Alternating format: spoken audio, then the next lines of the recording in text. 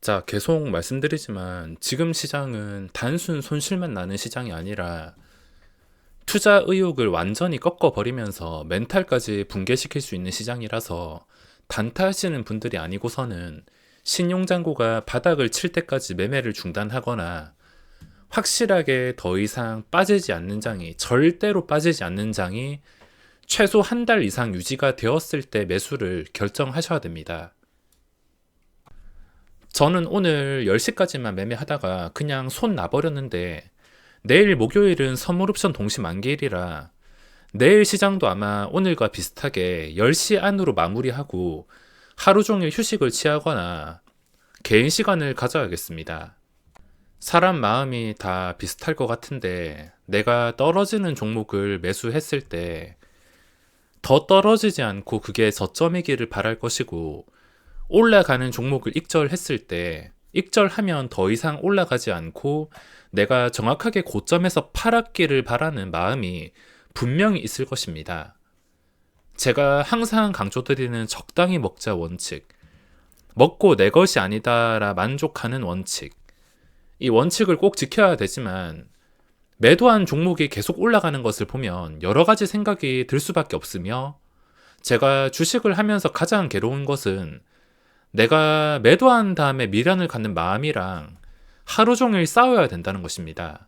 제가 겉으로는 줄 때 먹고 만족합니다라 말을 하지만 속으로는 그 뒤에 일어나는 상황에 대해서 멘탈이 흔들리지 않기 위해서 관리해주는 게 참 어렵습니다. 그 종목을 영구 삭제하기에는 또 며칠 지나가지고 먹을 자리가 생길 것 같아서 끝날 때까지는 지우지도 못하겠고, 지우지 못하니까 또 내가 결정한 것과 반대로만 가니까 멘탈이 흔들릴 수가 있는데, 하루 종일 이런 마음이랑 싸우고 계속 생각이 나는 걸 버티는 게 참 어렵습니다. 주식에서 정말 중요한 게 신법인데, 주식을 찾아내고 내가 원하는 자리까지 기다리거나 뭐 다른 것들은 다 쉬운데 하필 매도한 다음에 마음을 다스리는 게 가장 어려운 것 같습니다. 오늘은 저 스스로 마음의 상처를 좀 많이 입었는데, 청당 글로벌이라는 종목을 어제 상한가에 3천만 원 남기기로 했던 걸 어제 영상에서 설명을 드렸는데, 상한가 잔량에 세력이 잔량 5만 주까지 남길 때까지 세 차례나 털어버리는 것을 보고 결국에 호가창 잔량만 보고 본능적으로 매도가 나와버려서 설마 내일도 오늘도 쓰리 양봉이 나오겠어라 생각을 했지만 역시나 이게 들어맞았습니다. 어제도 대부분 익절하고 평소보다 적은 금액인 3천만 원만 남겨놓은 것도 혹시나 오늘 오를 경우에 여기서 소외만 되지 말자, 같이 참여를 해서 급등한다 하더라도 신경을 쓰지 말자, 이런 생각으로 종목을 가끔씩 남겨놓는 편인데, 참 제가 쉽게 털리는 게 호가창만 보는 본능의 단점이라고 할 수 있겠습니다. 오늘은 이쪽으로 돈이 몰렸는데 저는 어제까지 다 먹었기에 더 이상 높은 가격에 함부로 추격을 할 수 없어서 오늘 청당 글로벌을 한 번도 매매하진 못했습니다. 불길한 예감은 항상 맞아 들어맞는다는 말이 있듯이, 내가 버티려고 상한가에서 끝까지 버티면 결국에 상한가 풀려서 폭락하거나 다음날 갭만 띄우고 하루 종일 폭락이 나와서 나와 반대로 가고, 꼭 내가 못 버티고 털리면 이런 식으로 대박나고, 반대로 가는 상황까지 부족해서 이런 대박줄을 놓치고 넘어온 종목이 퍼스텍이랑 광명전기였습니다. 다른 종목에서 하는 매매까지 실패를 해서 손실까지 마감을 하는 등 불안한 예감이 딱 들어맞았습니다. 요즘 프로그램 외국인한테 밥그릇 뺏겨가지고 탓 비슷하게 탓을 많이 하는 것 같은데, 광명전기랑 퍼스텍에서 추가로 상처 좀 많이 입었습니다. 청당 글로벌에서 소외가 되었다는 마음과 그 뒤에 퍼스텍, 그리고 그 다음은 광명전기, 둘 다 참 지독한 패턴이 나왔습니다. 거래대금도 좀 만족스럽고 그전 고점과 거리가 가까워서 4,300원에서 매수를 했는데 순식간에 5%를 폭락시키는 음봉이 나왔습니다. 여기서 고점을 한 번 더 뚫어줄 때, 참 이런 차트를 많이 보는데 이 뚫어주는 순간에 JP 모간이 순식간에 한 15만 주 정도 들어왔다가 15만 주를 여기서 들어왔던 걸 여기까지 한 방에 20만 주를 다시 순매도로 쏟아냈습니다. 분명히 이렇게 매매했을 때 수익이 아닐 텐데도 시장가로 그냥 20만 주를 쏟아 부으면서 이렇게 주가를 무너뜨리고 퍼스텍도 마찬가지입니다. 어제 거래대금이 나와서 관심을 가졌는데 6%를 신나게 올려놨다가 또 시장가로 던져버리면서 그대로 제자리로 돌아왔습니다. 오늘 곰곰이 생각을 해보니까 주가를 올렸다가 갑자기 5% 한 방에 폭락시키는 이런 패턴이 예전부터 지속이 되었던 건데 이런 짓을 하는 것도 결국에 JP 모간이었습니다.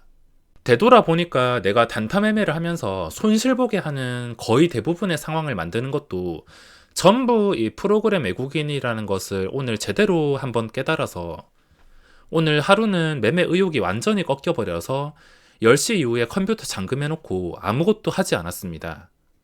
이렇게 마음대로 주가를 조작할 수 있는 함정이 곳곳에 도사리다 보니까 앞으로 장중 매매가 참 어려워질 것 같습니다. 지금도 어려운데 점점 어려워질 것 같으며 이제는 10시부터 2시까지는 다른 부업을 해야 되나 생각이 들 만큼 점점 더 어려워질 것 같습니다. 태웅 로직스도 한 방에 띄워놓고 전부 다 먹튀. 자, 오늘의 이슈가 있다면 카카오페이가 블록딜 악재로 인해서 오늘 크게 폭락이 나오고 있는데 이건 미리 알았듯이 먹튀 주식이 될 거라고 누구나 예상을 했을 것입니다.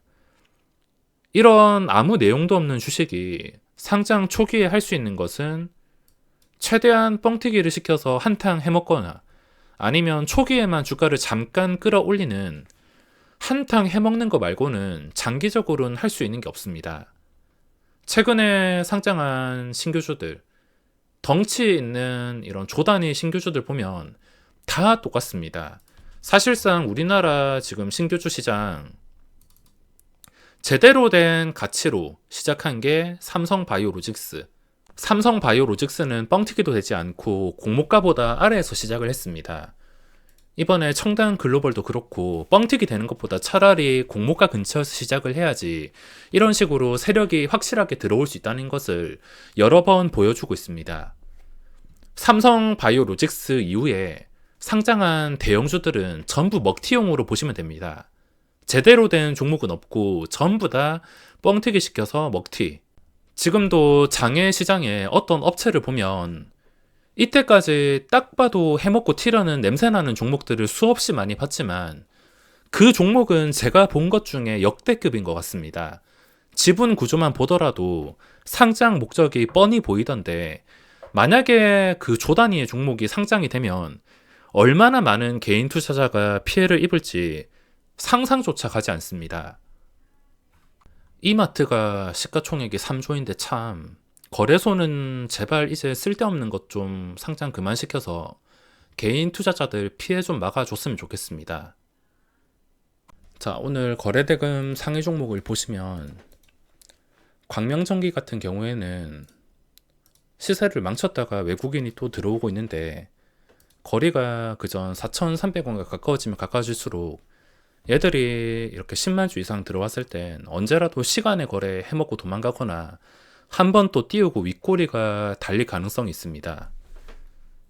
얘들이 딱 좋아하는 시가총액 규모가 1,000억, 2,000억짜리 종목이기 때문에 가지고 노는 종목들 보면 1,000억, 2,000억짜리가 참 많습니다. 혹시나 이런 식으로 들어오면서 고점과 거리가 가깝다면 시간의 거래에 띄울 가능성에 대해서도 생각해 볼 수가 있겠습니다. 그리고 현대로템은 오늘 장대 음봉이 나왔는데 이게 다시 호재가 되기 위해서는 이 음봉의 몸통을 다시 회복해 줘야 됩니다. 원래부터 이게 가벼운 종목은 아니고 좋은 수급이 계속 쌓여 있던 게 아니라서 한 방에 상승이 어려웠을 수도 있습니다.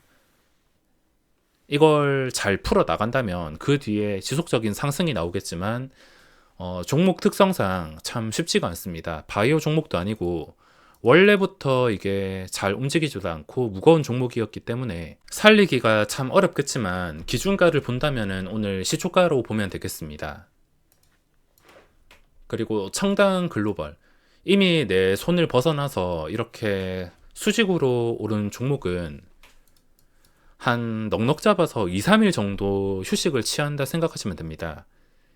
2, 3일 동안 눌리기를 기다리다가 정확하게 눌리게 된다면 그때부터 주가가 심하게 빠지지 않는지를 생각해 봐야 됩니다.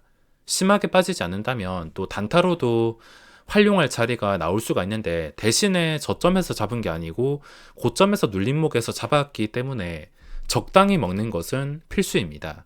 지금 해야 될 것은 최소 이틀 이상, 금요일 종가 되기 전이나 월요일 정도까지 본 다음에 눌림목 캔들이 멀쩡하다면 그때 다시 계획을 세우는 것이고, 만약에 그 새에도 계속해서 날아가 버린다면, 만약에 한 번 더 내일 장대 양봉이 나온다면 그냥 영원히 관심 종목에서 삭제를 해야겠습니다.